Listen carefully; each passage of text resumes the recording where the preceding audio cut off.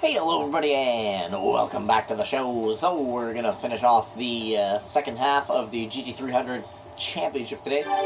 Obviously, it's gonna be a pretty short video today, probably like 12, 13 minutes or something like that. But, oh, well, there was one thing that I did want to adjust, and it was simply one single tick on my transmission, because it has just a slight problem downshifting when I'm braking, so I want that downshift to be a little bit more pertinent when I hit my brakes.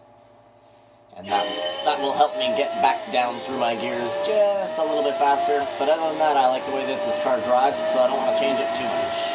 Which is why I only changed it by one. Oh yeah, that's much better.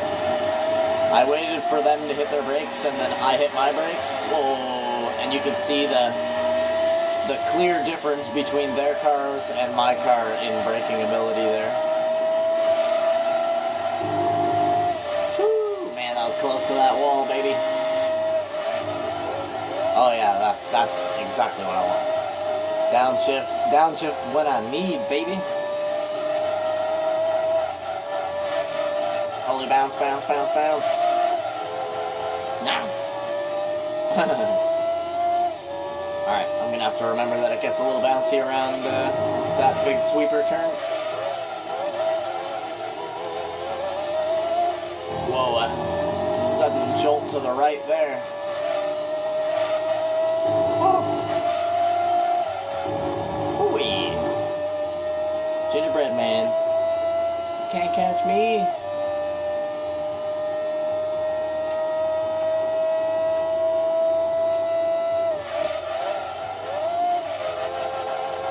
Come get up, Sophia. Come get up. Yeah. You good, Daddy? Yeah, Daddy needs to clip your nails, my doggy. Can you hear my dog's nails click, clack, across my floor? Come and get up, Boom. Come on. Jump up. Come on. Get up.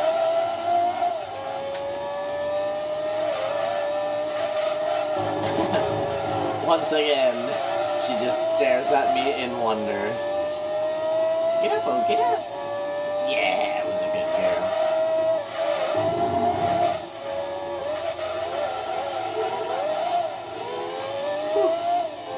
The RPMs on this car are crazy.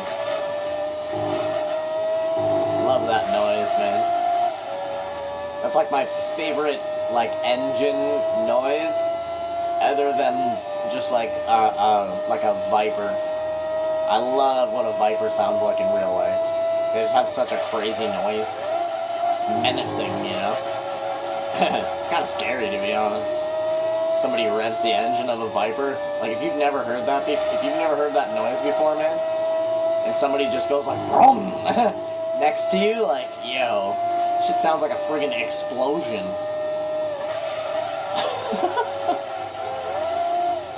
Crazy. Big giant V10. Bro.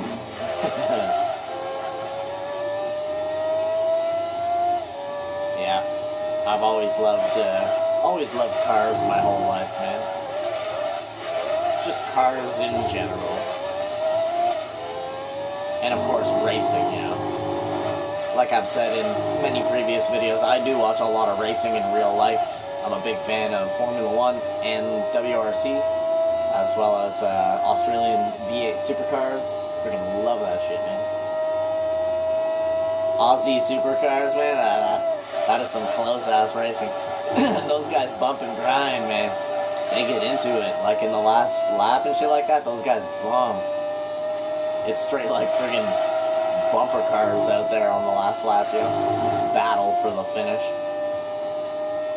Crazy.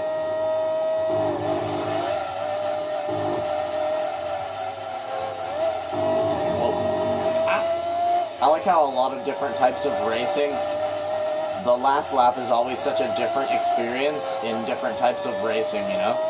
It's like Formula 1, last lap, you're always usually trying to hold off the guy in second, because he's usually directly up your goddamn ass. You know, because he's trying to take that first place, and it's last lap, so the pressure is on, his adrenaline's flying. You know, like, damn. you're trying to protect your position in first place the whole last lap. That must be a next level experience for a driver, you know. But then in something like NASCAR, it's like that sort of the same experience, but there's gonna be like friggin' 20 people behind you that if you make a slight mistake, you're gonna lose like all the positions because they're so close to each other, like a big pack of cars all together, you know. And then Australian V8 supercars, it's always like a side-by-side battle through the finish. Well, I guess you could say Formula 1 really uses that, like, DRS, you know? You get that DRS proper, you could definitely steal a position from somebody, no problem.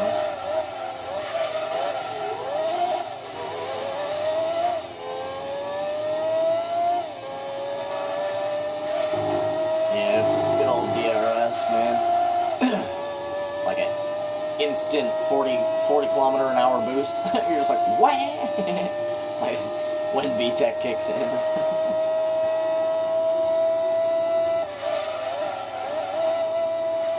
There it is. Oh. So the one of the RE Amemiya RX-7s is in second place, and the Days in Sylvia is in third. Like overall, because we're going by a points system, if you guys are wondering, if you've never played this game before or something. Apricot Hill. Take a sip of my drink real fast. Nice.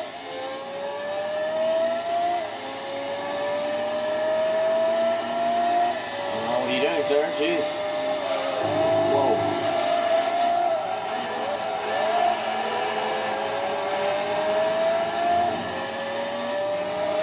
Where's your line at, Days in Sylvia? Whoop. Easy, big girl. Whew.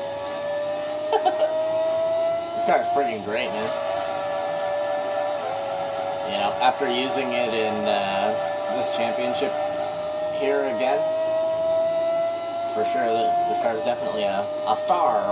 You know, out of the cars with, out of the race cars with under 591, I think I would pick this over the Lotus Esprit GT1. The Esprit is a little bit too, like it doesn't listen very well.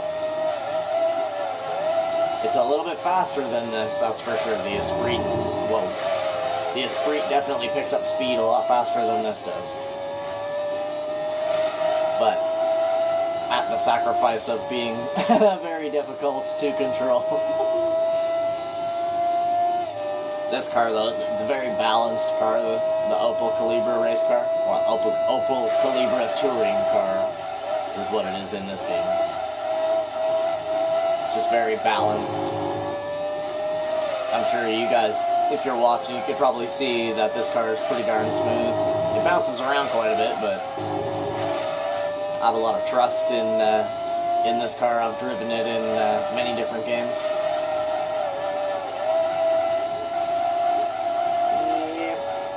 I've driven the Astra a little bit more than this, though. I really like the Opel Astra race car. That's such a fine vehicle. I like how it looks like it's like a gigantic mutated Honda Civic. That's pretty much what it looks like. I just love the styling of it. Whoop. Whoa, we got launched to the right there. That's me and my maximum downforce right there. Oh well. Any racing game in the world that you can increase downforce on, friggin' maximum, absolute maximum.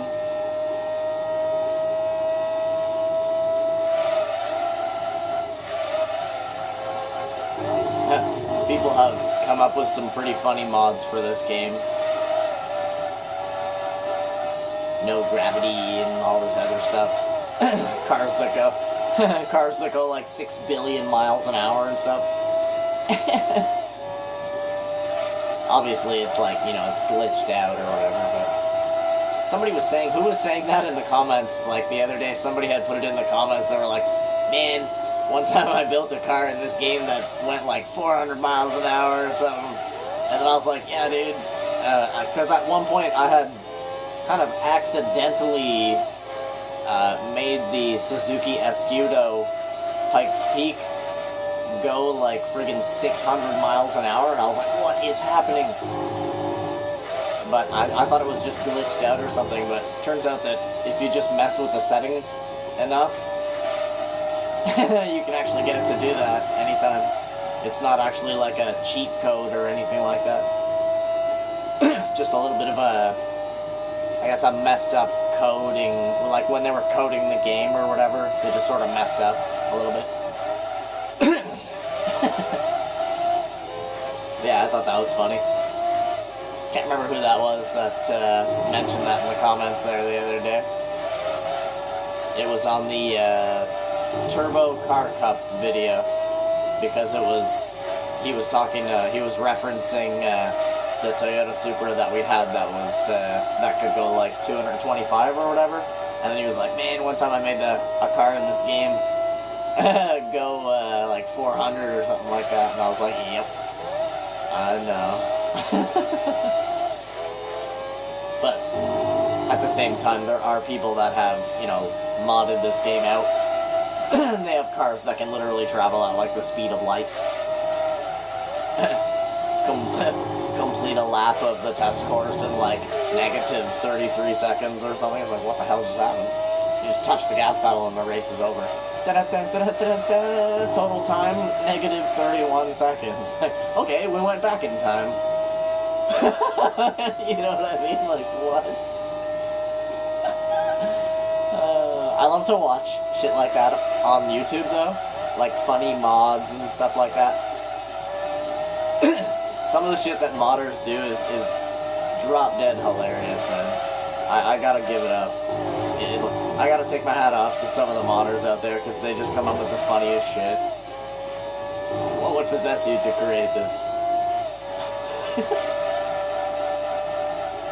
People out there driving mattresses and you know what I mean? Random T-Rexes and shit like that, Triceratops, like, what is going on?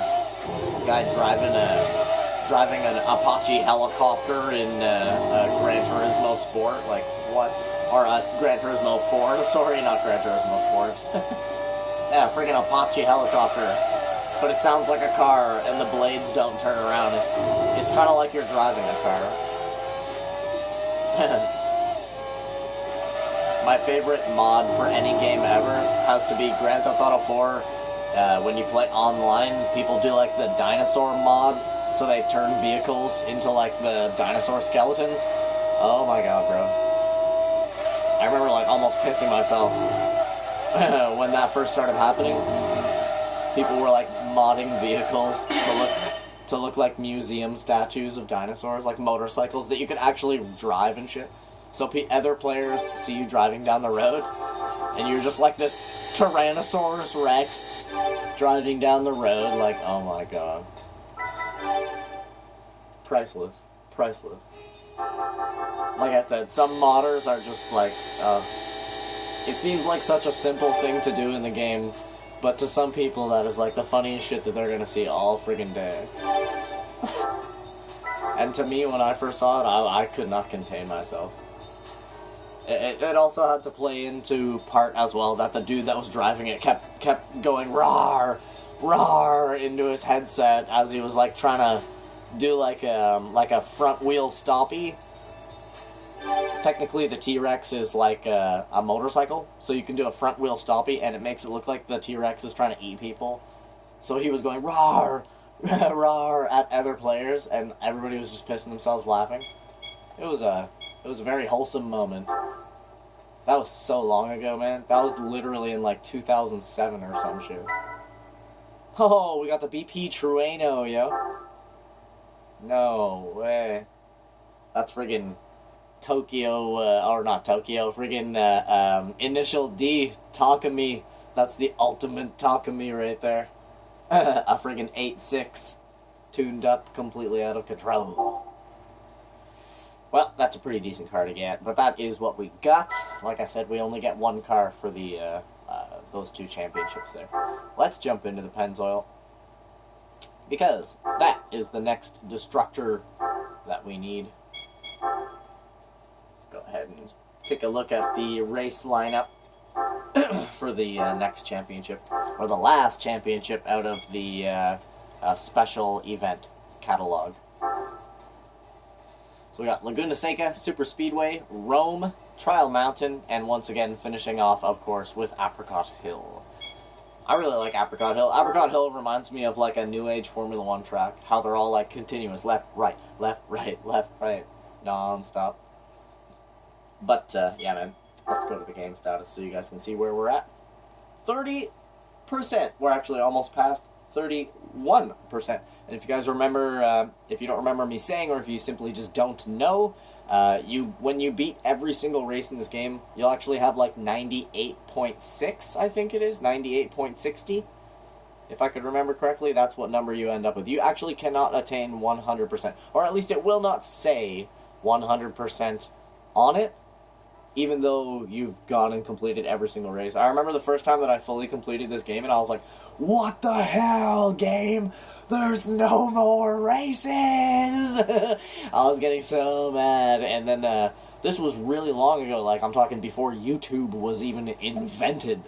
And I remember, going on to, I don't even think friggin' Google was really a big thing. I think it was Yahoo was the biggest thing at the time. I just remember going on the internet and typing it in, can you get 100% complete on Gran Turismo 2? And sure enough, it said right there, it was like, no, it was actually an accidental glitch that was left into the game.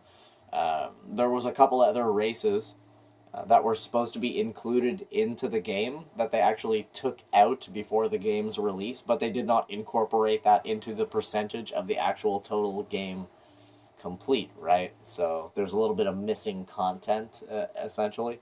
So once you beat every race in the game, you have beaten every race in the game. Don't freak out when your shit hits like 98.6 and you're like, what the fuck? There's no more races in the game to do. Like, what have I not done, you know?